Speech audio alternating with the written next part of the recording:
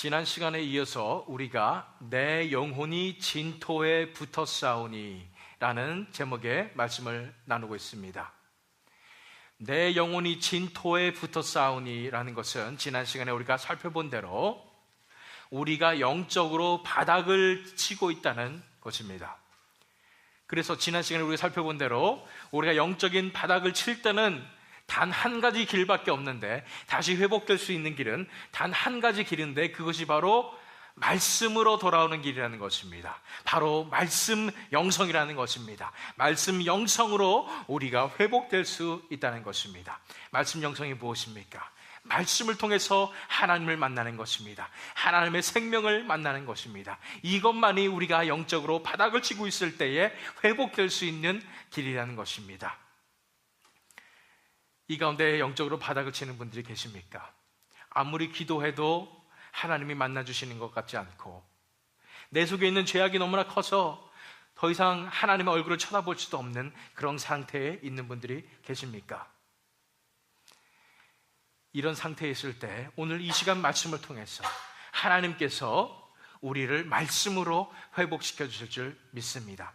그래서 말씀 영성 네 번째 시간의 두 번째 시간으로 내 영혼이 진토에 붙었사오니라는 것의 두 번째 파트의 말씀을, 본문 말씀인 시편 119편 25절에서 32절 말씀을 통해서 하나님께서 저와 여러분에게 주시는 말씀을 함께 나누도록 하겠습니다. 지난 시간의 복습을 잠깐 해보도록 하겠습니다. 우리가 영적으로 바닥을 칠 때 근본적인 원인이 있다고 그랬습니다. 우리가 이렇게 영적으로 바닥을 치는 근본적인 이유가 뭐라고 그랬습니까? 바로 죄악 때문에 그렇다는 것입니다. 하나님과 나 사이에 뭔가 조그만 것이라도 그 사이에 들어있다는 것입니다. 죄악의 문제 때문에 우리가 하나님과 우리 사이가 멀어졌다는 것입니다. 뿐 아니라 죄악의 근본적인 문제가 무엇입니까? 바로 우리 뜻대로, 우리 힘대로 살고자 하는 그런 마음입니다. 우리 뜻대로 살았기 때문에, 우리 자아위에 우리 인격과 우리 신앙을 쌓았기 때문에 우리가 영적으로 바닥을 치게 되었다고 우리가 살펴보았습니다. 그렇습니다. 영적으로 바닥을 치게 되는 이유는, 근본적인 이유는 가장 간단합니다. 한 가지밖에 없습니다. 바로 죄악 때문에 그렇다는 것입니다. 그래서 지난 시간에 어떻게 살펴봤습니까? 이런 죄악의 문제에 대한 두 가지 해결책에 대해서 살펴보았죠. 첫 번째는 바로 하나님께 모든 것을 고백하라는 것입니다. 하나님, 제가 잘못했지만은 제가 이 잘못한 것을 제 힘으로 열심히 해결한 다음에 떳떳이 하나님 앞에 나가겠습니다. 이렇게 얘기하면 안 된다는 것입니다. 어떻게 해요? 먼저 하나님 앞에 나와야 된다는 것입니다. 먼저 하나님 앞에 고백드려야 된다는 것입니다. 하나님 앞에 우리 죄악을 고백하며 회개하며 나오게 될 때, 그때서 하나님의 능력으로 우리의 문제들이 해결될 수 있다는 것입니다. 그래서 먼저 하나님 앞에 모든 것을 고백해야 된다고 그랬고요. 두 번째 무엇이었습니까? 하나님의 기적을 묵상하라고 했습니다. 하나님의 기적을 묵상하는 것은 무엇입니까? 우리 삶 속에서 이루어졌던 하나님의 그 기적의 역사를 묵상함으로, 하나님께서 기적으로 나의 이 죄악의 문제도, 이 중독의 문제도 분명히 하나님께서 해결해 주실 거라는 믿음을 갖게 될 수 있다는 것입니다. 우리가 살펴본 가장 큰 기적이 무엇이었습니까? 바로 십자가의 기적입니다. 나 같은 죄인을 사랑하신 그 예수 그리스도의 사랑의 기적을 우리가 묵상하게 될 때, 그 사랑에 힘입어서 그 사랑에 감격하여 우리가 하나하나 다 내려놓을 수 있게 되는 것입니다. 우리의 죄악의 문제도 내려놓습니다. 우리의 목숨까지도 내려놓을 수 있는 그런 신앙으로 우리가 나가기 때문에 우리가 하나님의 기적을 묵상해야지 이런 죄악의 문제로부터 우리가 해결될 수 있다고 우리가 살펴보았습니다. 그래서 지난 시간에 마지막에 살펴본 것이 이것입니다. 그러면 결론적으로 지난 시간에 뭐라고 살펴봤냐면, 바로 말씀만이 우리를 소성케 하며 세울 수 있다는 것입니다. 말씀만이 우리를 다시 살아나게 하며 우리를 다시 일으켜 세우실 수 있다는 것입니다. 그렇기 때문에 우리가 해야 될 일은 한 가지, 뭐예요? 말씀만을 꼭 붙잡아야 된다는 것입니다. 우리가 영적으로 바닥을 칠 때 우리가 붙잡아야 할 것은 단 한 가지인데, 바로 말씀만을 꼭 붙잡아야 한다는 것이었습니다. 그래서 오늘 이 시간에는 이어서, 그렇다면은 말씀을 붙잡고 싶은데 그러면 어떻게 실제적으로 우리가 말씀으로 소성케 될 수가 있는가, 말씀으로 다시 일어설 수 있는가에 대해서 이 시간 살펴보는 시간 갖도록 하겠습니다. 그래서 말씀으로 소성케 되는 세 가지 단계라는 것으로 먼저 살펴보도록 하겠습니다. 말씀으로 소성케 되는 세 가지의 단계입니다. 어떻게 우리가 영적으로 바닥을 칠 때에 말씀으로 다시 살아날 수가 있는가, 말씀으로 다시 어떻게 일어설 수 있는가에 대해서 이 시간 살펴볼 것입니다. 먼저 본문 말씀 29절 말씀을 읽도록 하겠습니다. 거짓 행위를 내게서 떠나게 하시고 주의 법을 제게 은혜로이 베푸소서. 주의 법을 제게 은혜로이 베푸소서. 거짓 행위에 대해서는 우리가 지난 시간에 살펴보았습니다. 이것은 행위적인 측면이 아니라 거짓의 길이라고 그랬습니다. 이 거짓의 길에서 떠나게 해달라고 그랬는데 거짓의 길은 어떤 길이었습니까? 다른 사람을 속이고 내 자신도 속이고 하나님도 속이는 길입니다. 한마디로 내 속에 뭔가 선한 것이 있다고 속이는 그 길입니다. 다시 말해서 내 뜻대로 내가 잘 살 수 있다고 생각하는 그 길입니다. 그 거짓의 길에서 나를 떠나게 해달라고 기도하면서 그 비결은 무엇이냐면 주의 법을 제게 은혜로이 베푸소서 얘기하는 것입니다. 하나님의 말씀을 내게 은혜로이 베풀어 달라는 것입니다. 다시 말해서 하나님께서 은혜로 우리에게 말씀을 베풀어 주셔야지, 그래야지 우리가 이런 죄의 길에서, 거짓의 길에서 떠나갈 수 있다는 것입니다. 첫 번째로 우리가 해야 되는 단계는 이것입니다. 하나님의 은혜로 말씀을 받으십시오라는 것입니다. 하나님의 은혜로 말씀을 받으시라는 것입니다. 우리가 말씀으로 소성케 되기 위해서 말씀을 받아야 하는데, 말씀의 은혜가 임해야 되는데 우리 힘으로는 말씀을 이해할 수도 없고 말씀을 통해서 하나님의 생명을 만날 수도 없습니다. 그런데 하나님의 은혜가 임할 때에 우리가 말씀이 이해가 가고 말씀을 통해서 하나님의 생명을 만날 수 있는 것입니다. 여러분들 중에 이런 분이 있을지 모르겠습니다. 왜 저는 성경 말씀만 읽으면 이해가 하나도 가지 않고 졸리며 하나님을 묵상하는 것이 아니라 세상 일을 묵상하게 되고 갑자기 딴 생각을 하게 되고 이럴까요? 이런 분들이 있을지 모르겠습니다. 하나님의 은혜가 임하지 않아서 그렇습니다. 하나님의 은혜가 임하지 않으면 우리가 말씀을 이해할 수가 없습니다. 이 성경 말씀은 세상의 지식으로는 이해할 수 없는 그런 말씀들이라는 것을 알아야 합니다. 세상에 아무리 똑똑한 사람이라 할지라도, 세상의 석학이라 할지라도 이 성경 말씀을 제대로 이해할 수가 없습니다. 그분들에게는 이 성경 말씀은 미련한 말씀이라고 생각할 것입니다. 그분들이 모르는 것이 있습니다. 이 성경의 말씀은 하나님의 은혜로서 해석되어질 수 있고 이해될 수 있다는 것입니다. 하나님이 은혜로 베풀어 주셔야지 이해할 수 있다는 것입니다. 성경 말씀에 미련한 것이 아니라 그들이 미련한 것입니다. 하나님께서 은혜를 베풀어 주셔야지 우리가 이 성경 말씀에 이해가 가고 우리가 하나님께서 주시는 지성을 받아서 성경을 이해하며 또한 그것을 통해서 하나님의 생명을 만날 수 있는 그 길로 들어갈 수 있습니다. 18세기에 미국 대각성 운동을 이끌었던 제가 자주 말하는 조나탄 에드워즈라는 분이 이런 말을 했습니다. 마치 우리가 햇빛을 볼 때 그 빛이 너무나 밝은 것과 함께 태양열이 함께 다가오듯이 우리가 하나님을 향한 신앙은 이런 밝은 빛인 밝은 지성과 뜨거운 영성이 함께 밸런스가 맞아야 된다, 이런 말씀을 하셨어요. 그렇습니다. 하나님의 은혜가 임할 때는 우리가 너무나 밝은 그 지성을 받게 됩니다. 하나님께서만 주실 수 있는 그 지성을 우리가 받게 되고 우리의 마음이 열려서 하나님의 지식을 받게 되고 성경 말씀을 이해할 수 있게 되는 것입니다. 뿐 아니라 그 뜨거운 그런 하나님의 열정, 하나님의 마음, 하나님의 영성을 우리가 받게 된다는 것입니다. 그래서 하나님의 은혜가 임해야지 우리에게 이런 그런 빛나는 지성과 불타는 영성을 우리가 받게 된다는 것입니다. 저희 교회에서 전해지는 강단에서 선포되는 그런 설교 말씀을 들으면서 어떤 분들은 아마도 너무 어렵다 이렇게 생각하실 분도 계실지 모르겠습니다. 그런데 우리가 알아야 될 사실이 있어요. 여기서 전해지는 말씀은 어려운 말씀이 아닙니다. 단지 현대 다른 교회들과 비교할 때 어렵다고 느껴지는 것 뿐입니다. 왜 현대 다른 교회들이 이렇게 쉬운 말씀을 전하게 되었을까요? 왜냐하면 사람들이 더 이상 이제 생각하기 싫기 때문입니다.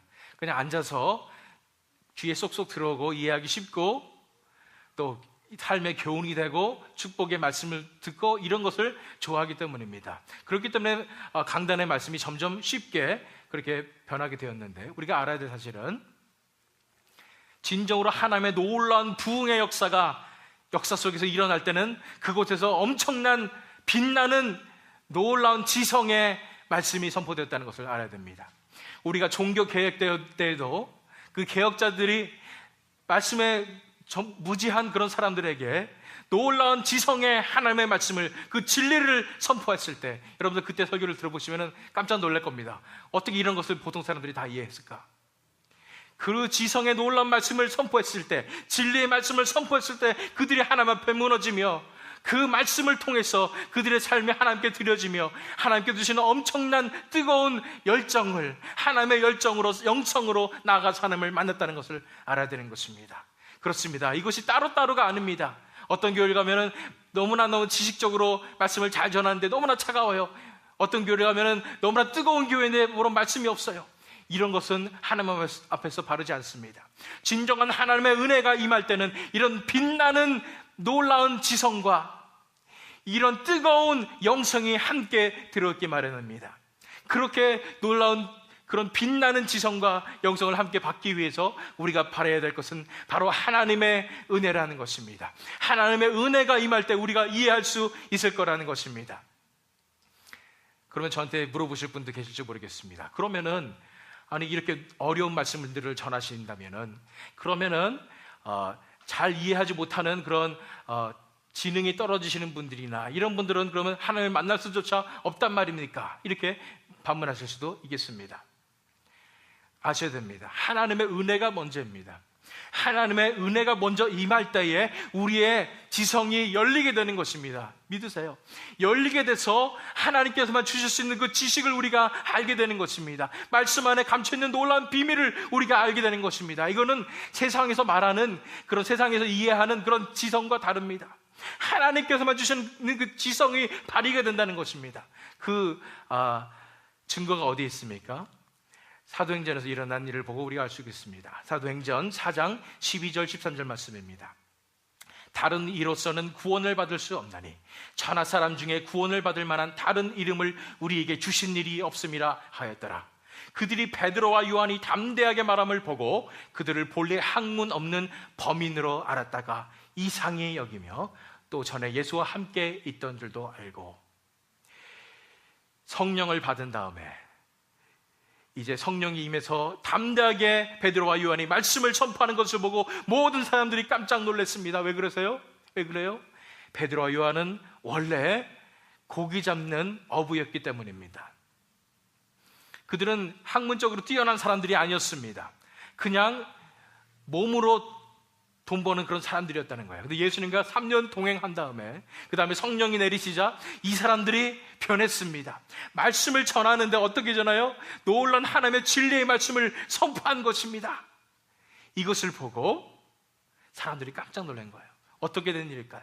왜 이들에게 놀라운 지성이 임한 것일까요? 그렇습니다. 하나님의 은혜가 임할 때에 우리가 이 말씀을 이해할 수 있는 그런 하나님께서만 주시는 그 놀라운 지성을, 빛나는 지성을 받게 되어 있는 것입니다. 뿐 아니라 하나님께 주시는 능력으로, 열정으로 하나님 앞에 우리가 하나님을 만날 수 있는, 하나님의 생명을 만날 수 있는 그런 힘을 얻게 되는 것입니다. 그래서 우리가 필요한 것은 무엇입니까? 하나님의 은혜가 임하는 것입니다.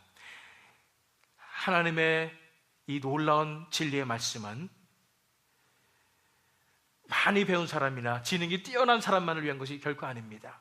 하나님께서 은혜를 부어주실 때에 우리 같은 자들도, 평범한 사람들도 다 하나님의 말씀을 이해할 줄 믿습니다. 그 속에 담겨있는 엄청난 진리를, 그 속에 담겨있는 하나님의 엄청난 신학 체계를 우리가 알게 될 것입니다. 그리고 그것을 통해서 우리가 나가게 될 때에 이제 하나님의 생명을 만나게 되고 불타는 하나님의 그 영광을 우리가 만나게 될 때 이런 지식과 영성이, 지성과 영성이 조화된 놀라운 말씀을 우리가 받을 수 있다는 것입니다. 그래서 말씀으로 소성케 되기 위해서 우리가 첫 번째 해야 될 일은 바로 하나님의 은혜를 구하라는 것입니다. 하나님의 은혜로 말씀을 받으라는 것입니다.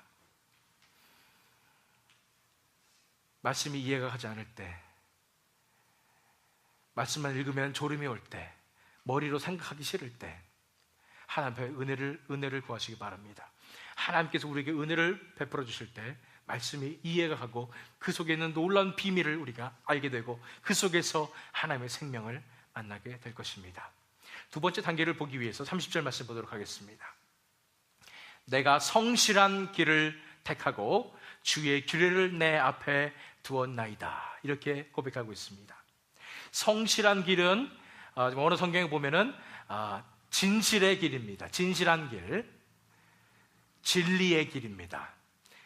뭐와 대조가 될까요? 29절 그 전 말씀에 있는 거짓의 길과 대조가 되고 있습니다.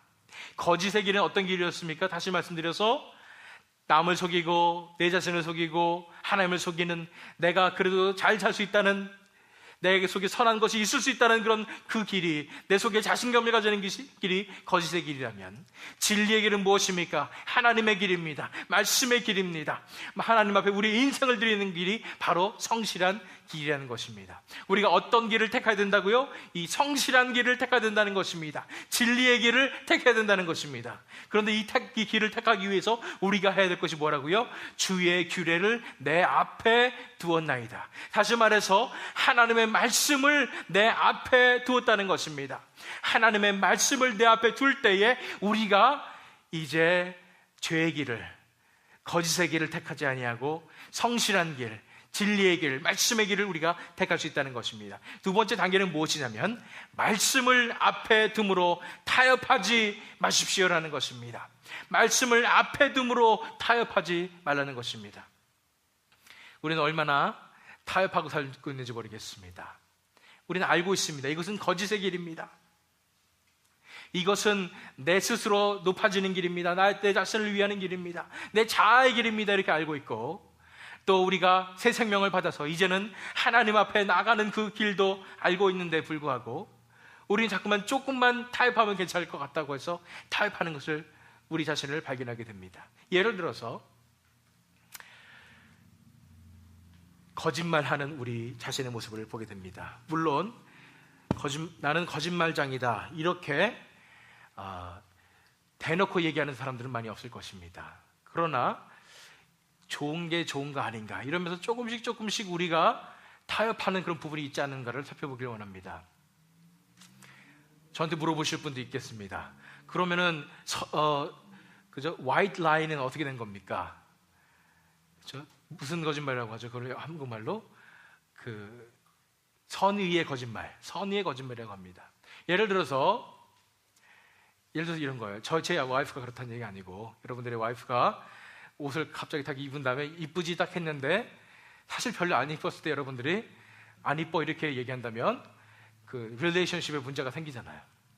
그럴 때 선의의 거짓말을 하지 않고 어떻게 우리가 살아갈 수 있을 것인가? 굉장히 많은 경우에 우리가 그렇지 않습니까? 그럼에도 불구하고 거짓말하지 않으면서 우리가 하나님 앞에서 타협하지 않고 나갈 수 있는 우리 믿음이 필요합니다. 그럼 저는 어떻게 하냐고요? 그것이 이뻐 보이도록 먼저 순간적으로 기도해야 됩니다. 하나님, 이뻐 보이게 해주시옵소서. 그리고 이쁘다고 얘기하는 것입니다. 제가 그렇다는 얘기는 아니고, 여러분들 삶 속에서 정말 거짓말하지 않도록 하나님께서 지켜주시도록 얘기하시기 바랍니다. 타협하지 마시길 바랍니다. 이런 조그만 길 하나하나도 우리가 하나님의 길로 선택할 수 있도록 나아가야 하는데, 가능한 이유는 뭐냐면 말씀을 앞에 둘 때 가능하다는 것입니다. 여기서 말씀을 앞에 둔다는 말은 우리가 말씀에 있는 규례나 말씀에 있는 규정이나 이런 것을 그대로 우리가 지켜야 된다, 이런 말씀보다는 하나님의 말씀이 우리 앞에 나가야 된다는 말입니다.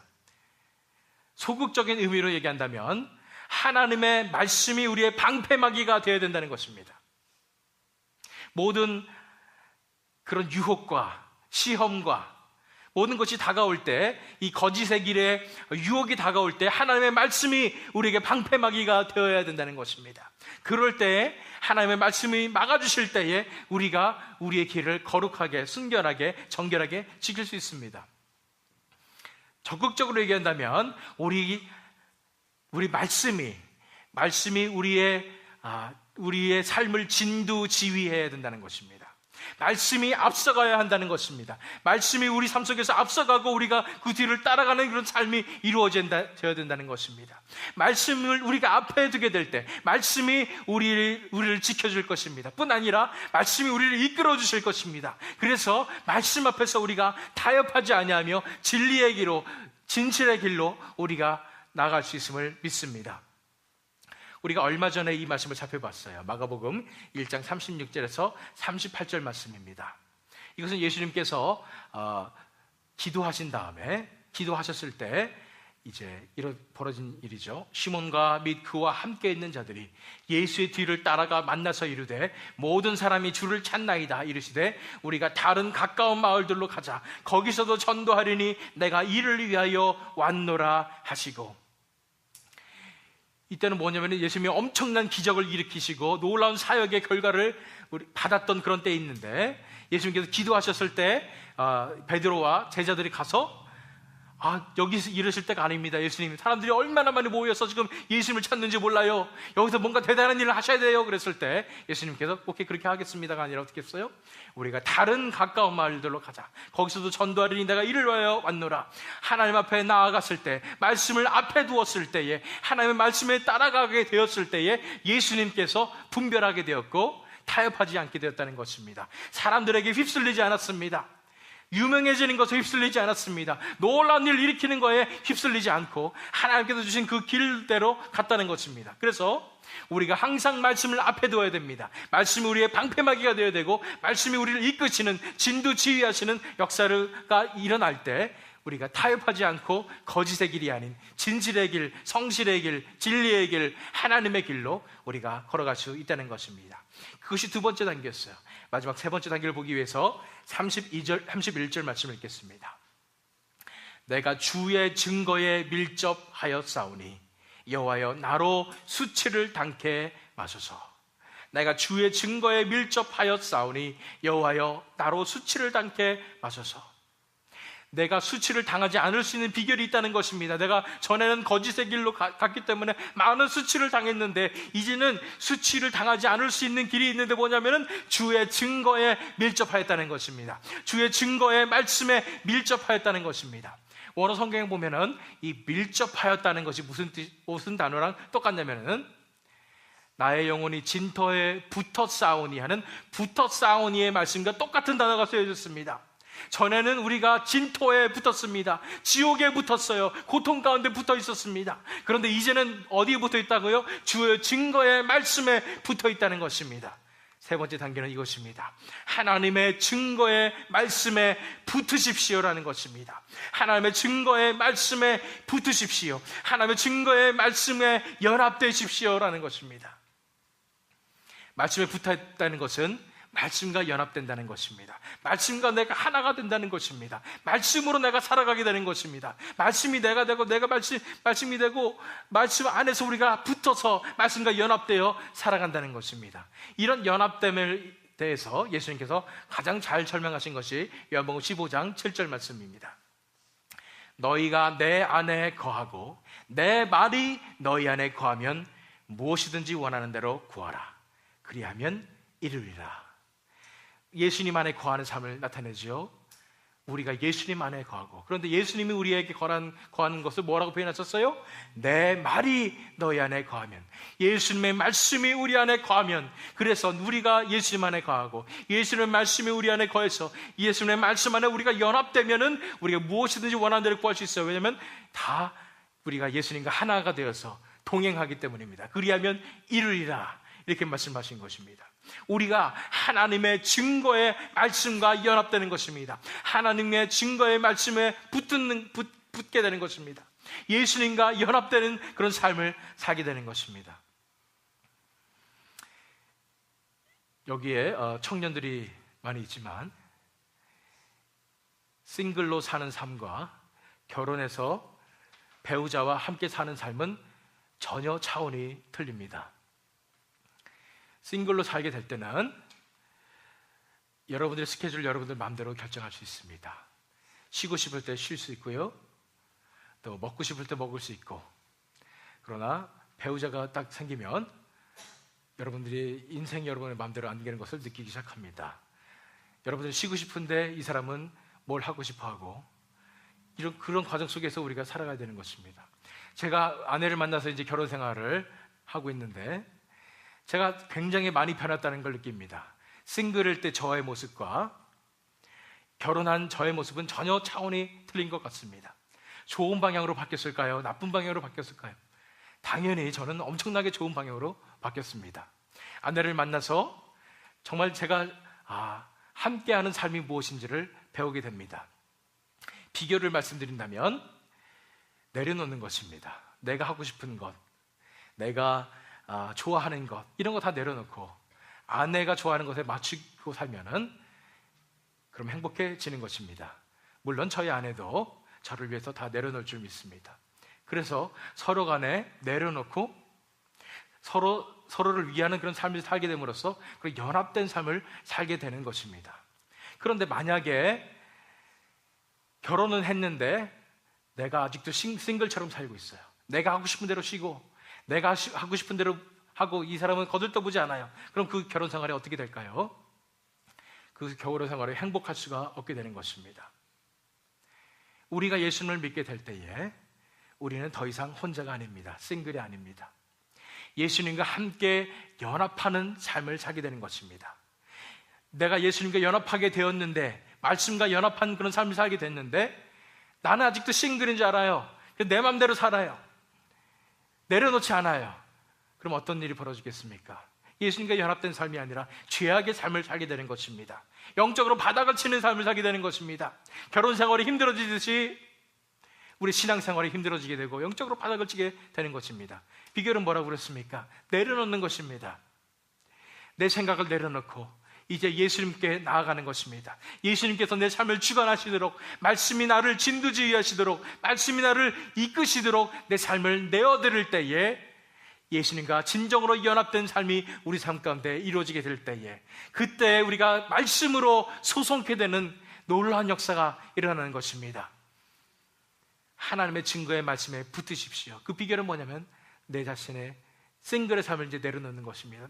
더 이상 이제 나는 혼자가 아닙니다. 이제는 예수님과 함께 살아가는 것입니다. 이제는 말씀과 함께 사는 삶입니다. 말씀과 붙은 삶입니다. 예수님과 함께 연합된 삶을 살게 될 때에 그 놀라우신 하나님의 아들이신 예수님께서, 하나님 그 자체이신 본체이신 예수님께서 내 삶을 다스려 주시게 될 것입니다. 내 삶을 옳은 길로 인도하실 것입니다. 내 삶 속에 하나님께서 주신 놀라운 진정한 하늘의 축복이 임하는 놀란 그런 삶을 살게 된다는 것입니다.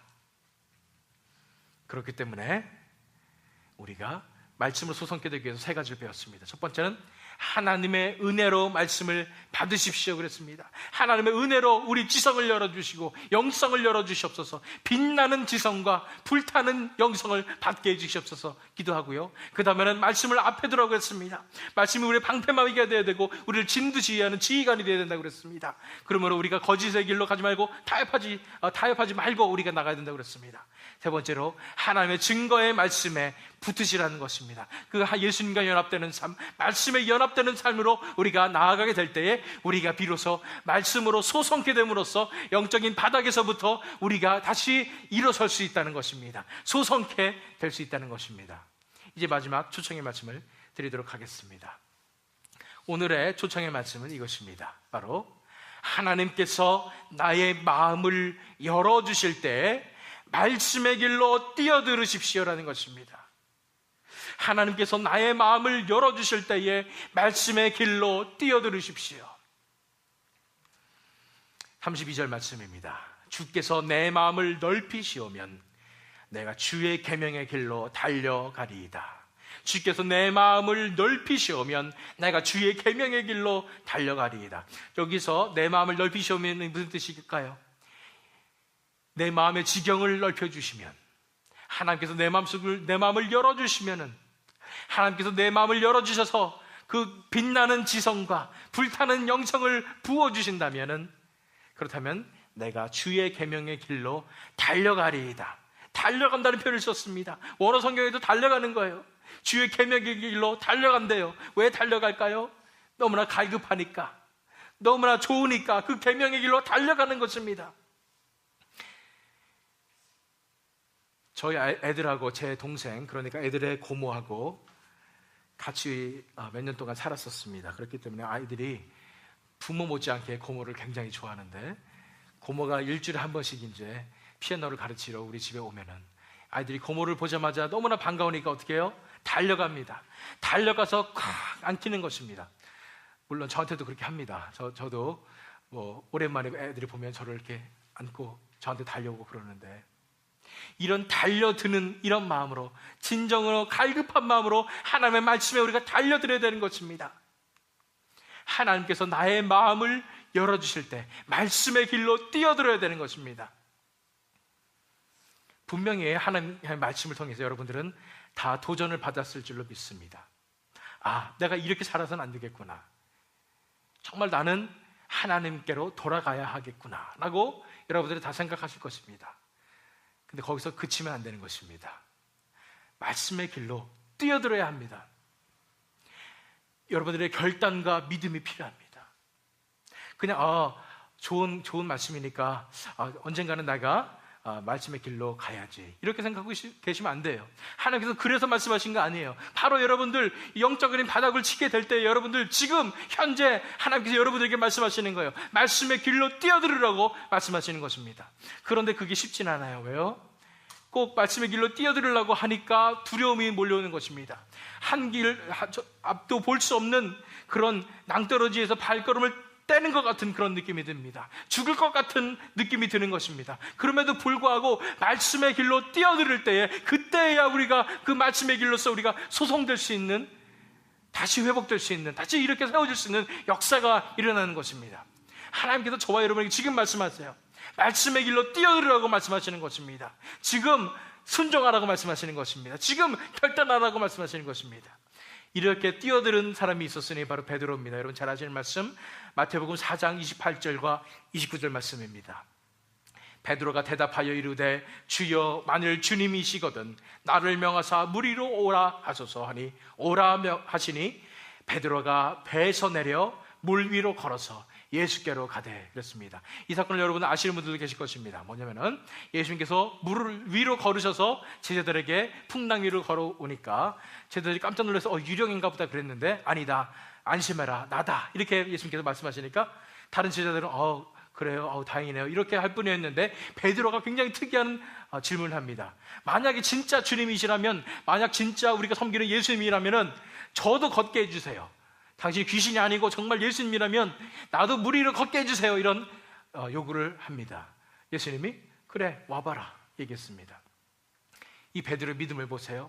베드로가 배에서 내려 물 위로 걸어서 예수께로 가되, 그 바다 한가운데, 갈릴리 바다, 갈릴리 호수 그 한가운데 그 깊은 곳에서 배에서 내려서 물 위로 걸어서 예수님께로 갔다는 것입니다.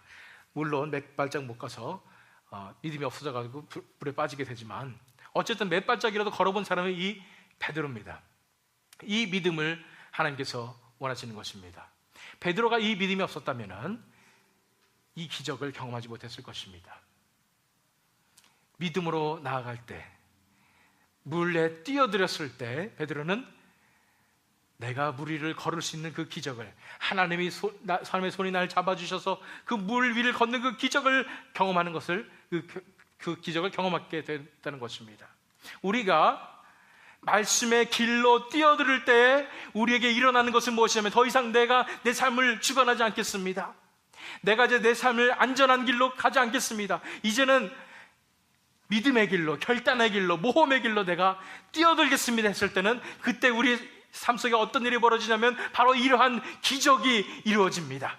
하나님께서만 주실 수 있는 기적으로 우리가 한 걸음 한 걸음 나갈 수 있게 되는 것입니다. 우리 삶 자체가 기적이 되는 것입니다. 믿음의 길로 뛰어들었을 때야 이루어지는 일이에요. 우리가 영적으로 바닥을 칠 때에 기억하시기 바랍니다. 말씀의 길로 뛰어드시기 바랍니다. 이제 다 내려놓으세요.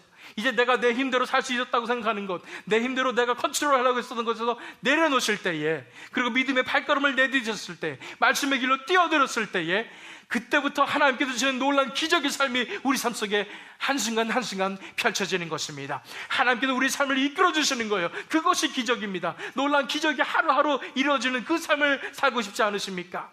그 기적으로 우리가 나가게 될 때에 하나님과 놀라운 그런 교제 안으로, 하나님과의 깊은 그런 교제를 나누는 천국의 삶으로 우리가 살아갈 수 있다는 것입니다. 이 길로 뛰어들고 싶지 않으십니까? 결단하시기 바랍니다. 하나님께서 여러분들의 마음을 열어주실 때, 말씀하셨을 때에, 은혜로 여러분의 마음을 도전하셨을 때에 미루지 마시고 결단하시기 바랍니다. 말씀의 길로 뛰어들으십시오. 베드로같이 그 물 위에 뛰어들었듯이 뛰어들으십시오. 뛰어들 때 그때부터 여러분의 삶 속에서 놀라운 기적이 일어날 것입니다. 하나님이 만나주실 것입니다. 하나님이 이끌어주시는 놀라운 천국의 삶이 우리 삶 가운데 펼쳐지게 될 것입니다. 이런 놀라운 기적의 삶을 경험하는 저와 여러분 되시기를 예수 그리스도 이름으로 축원합니다. 오늘 기도 제목입니다. 첫 번째로 하나님의 은혜로 말씀을 깨닫고 하나님의 생명을 만나게 해 주시옵소서. 하나님의 은혜가 임해서 나 같은 부족한 사람들도, 나 같은 지능이 낮은 사람들도 조차도 하나님의 그 말씀이 깨달아지는 기적이 일어나게 해주시고, 그 깨달아짐으로 말미암아 하나님의 생명을 만나게 할 수 있도록 인도해 주시옵소서.